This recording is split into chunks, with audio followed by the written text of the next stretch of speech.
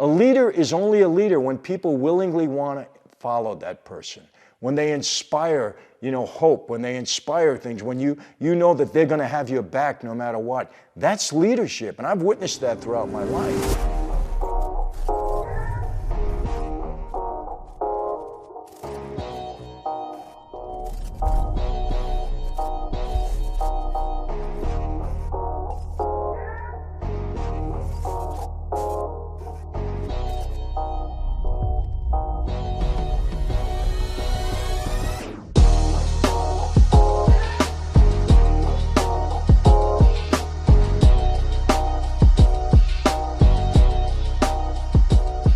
Hey everyone, welcome to another Sit Down with Michael Franzese. Hope everybody is doing well. All is very good, very blessed. Everything is great on this end.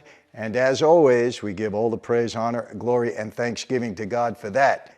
People ask me about Cameo, that site where you can get me to give you a greeting. We've done a bunch of them. People are asking now, I guess because it's Christmas time. Yes, I'm on Cameo. I'm on something from Europe too. Happy to do it, give a greeting, whatever. It's a great platform. FranzeseWine.com. We are giving specials for Christmas holiday. If you're interested, people ask me about it. You can go on Franzese Wine. And of course, Mob Ties. So excited about this. This is my legacy piece. Thank you for so many that have jumped on board. It's going to be a great ride. We're going to have a great time. And it's mobtiesmovement.com. Hurry. I'm telling you, things are going fast there. Anyway, something very important. People tell me, Michael, don't get into politics. Stay in your lane. My lane is not only mob stuff. I like to think that I've expanded my lane over the last 25 years. For those of you that don't know, I've been speaking around the world for the last 25 years, all over the world in every different form that you can imagine, from boardrooms to prisons to Major League Baseball, all the pro leagues to all colleges, high schools, you name it, I've done it. So my lane is not only into the mob stuff. I know you love the stories, and I'll keep continuing because I like to entertain you, make you happy, inform you, give you information. So yes, but we got to talk about some current things. This country is in trouble, people. I just want to tell you that. I think you can see it. Come on. I'm not saying anything out of school. If you're paying attention, we got some severe problems there. And I want to talk about presidency, and I want to tell you something. I think if there was a certain mob boss running this country, we'd be in a lot better shape. Now, I know you're going to jump on me on that. Some people are going to say, Michael, how could you say that? And, mob guys commit murders and all of that. Just listen up. I want to give you my opinion to this, and then you can, bang me out when you give me the messages. I got to tell you this. The last three presidents I have been very disappointed in. The last three. I'm going to tell you why. Obama, and I can go back further, but I'm not, because then we're getting too far out of this. Let me go back to Obama. I met Obama on the beach in Hawaii. I love the guy. I heard him speak at the Democratic National Convention. What a speech. Beautiful oration. I turned to my wife. I said, this guy, he's the future of America. Terrific. Loved him. Loved everything. The way he carried himself. He had charisma. Great guy.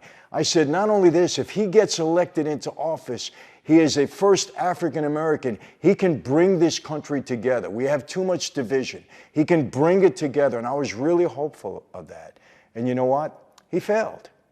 Let's be honest. Obama was not an inclusive president. He didn't do enough to bring us together. As a matter of fact, he was divisive. He was. He could have done a lot more. And I'm not going to get into the details. If you want in another video, I'll do that, but that's not what this is about. He also disappointed me with Obamacare.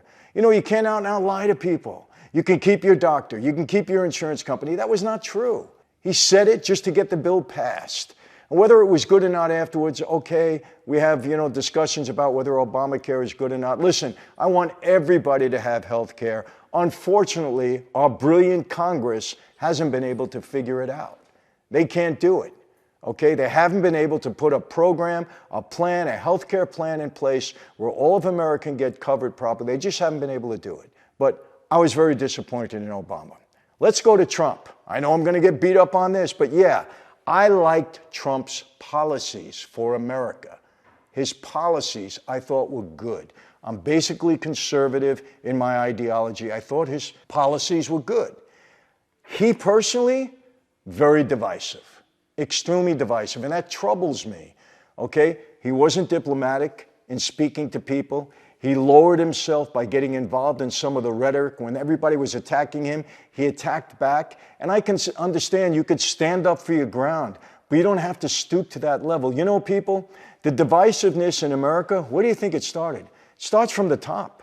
When people on the top are yelling at each other, calling each other out, saying everything is racist and all of this, it trickles down. People start to believe it. Why do they start to believe it? Because we put these people in office.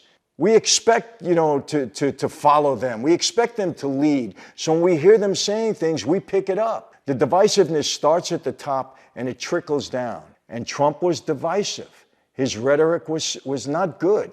And you know what? He's narcissistic. And you can have an ego, but put it under wraps, man. Put it under wraps. You don't have to wear it on your shirt sleeve all the time. And I think that was a major problem. And I know people that know Trump, and they said he just wouldn't listen. He wouldn't listen.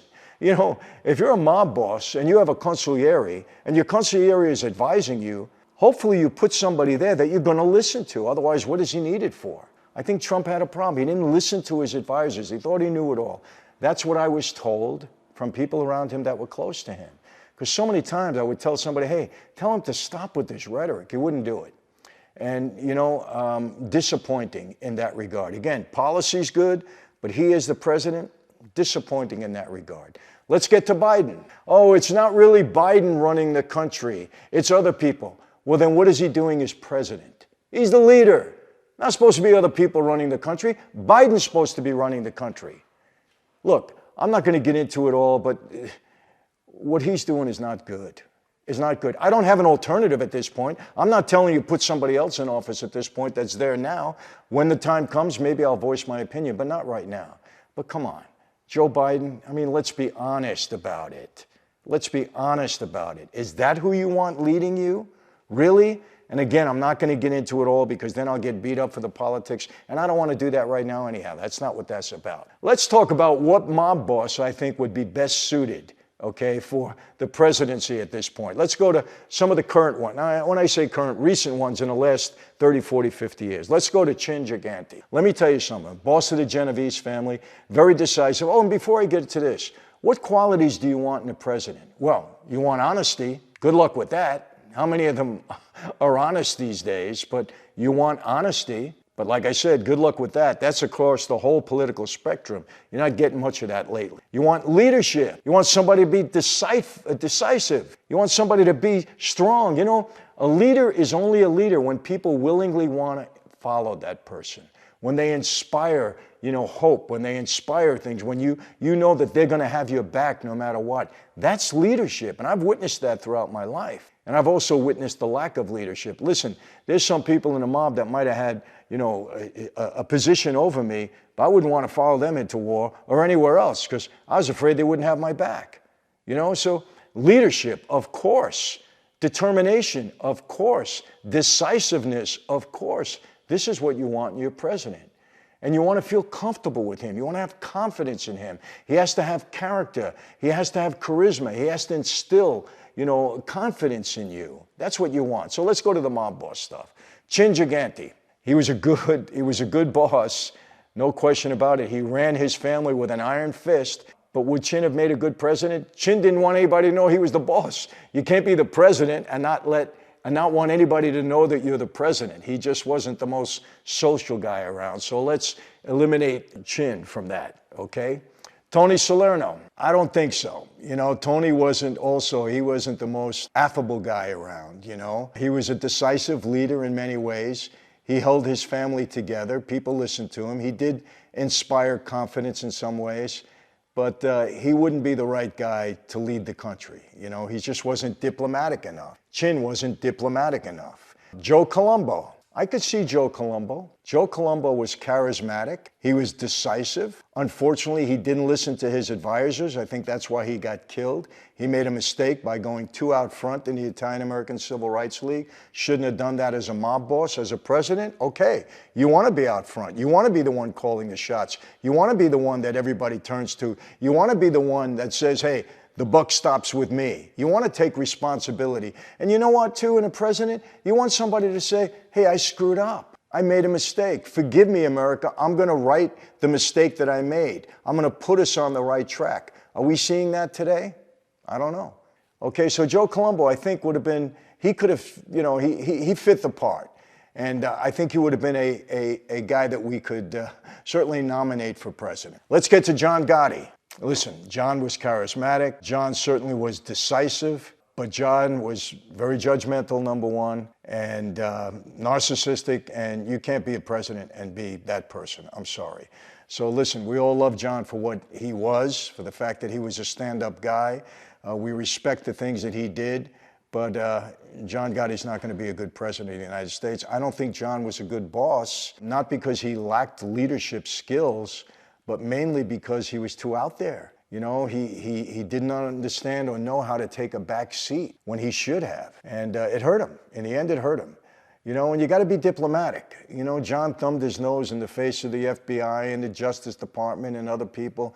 You can't be like that. You have to know diplomacy.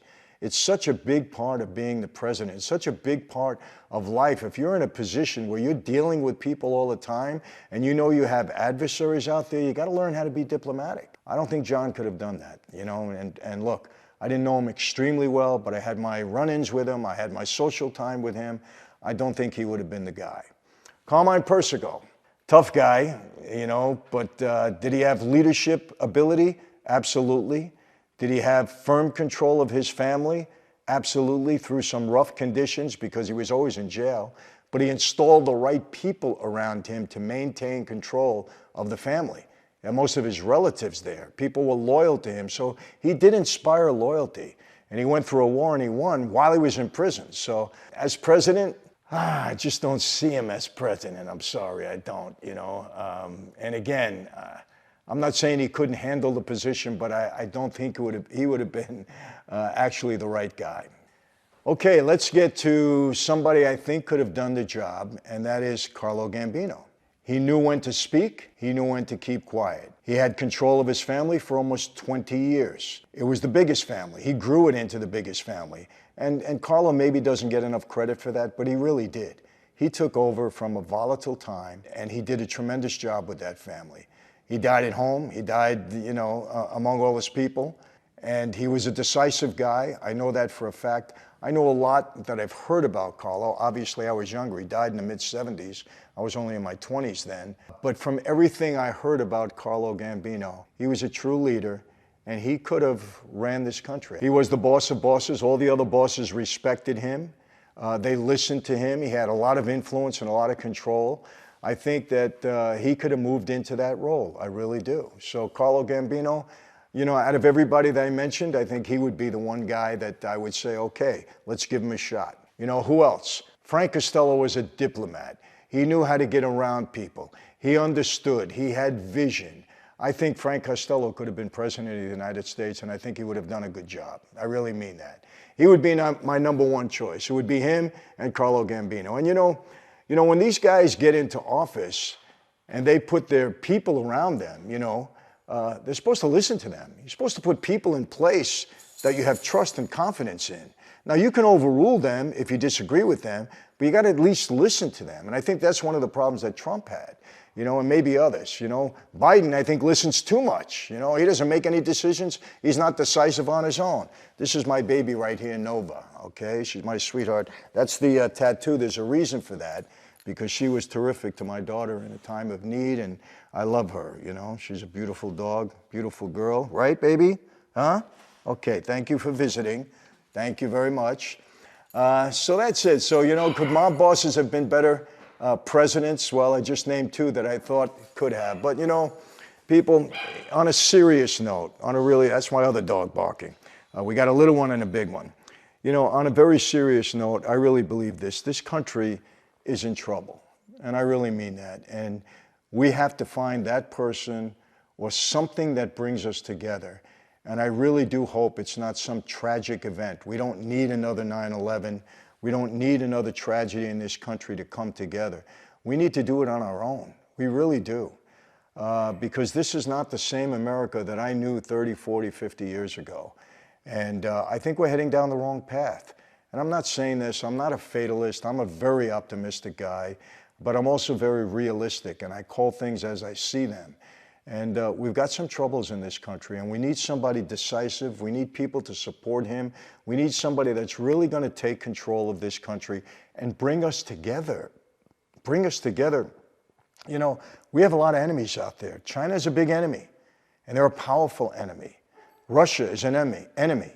Iran, an enemy. You know, we have to be prepared in this country, not only from within, but from what's going on outside of our borders. I'm telling you, we need somebody. And, you know, as Christians, we're praying about it, you know, because we're asking for God's help in this. And I just hope in some way, I don't have all the answers. I know what we need to do. That doesn't mean that I have the answers immediately. But I know what we need to do. And I hope that person and this group of people surfaces and takes control of this country and brings it back to where it should be. And I hope people are not offended by that. I'm not trying to offend anybody in particular, any group, anybody out there. I'm just saying this country as a whole needs to be brought together. So, and maybe this is a good time to ask for that. It's Christmas season, holiday season. People are enjoying their families and hopefully thankful for all the gifts and the opportunities that they've had in life. And I know me and my family will be praying for a better 2023. So that's it for today, my friends. How do I always leave you? Same way. Be safe through this holiday season. Be healthy. Watch what you eat. I know there's a lot of good food and we tend to overeat. I certainly do. But, you know, maintain your health. It's important. Be safe. Be healthy. God bless every single one of you through this holiday season. I really mean that. I'm sorry about the dog, but he gets a little excited at times. So be safe. Be healthy. God bless all of you. Yes, I'll see you next time. Take care.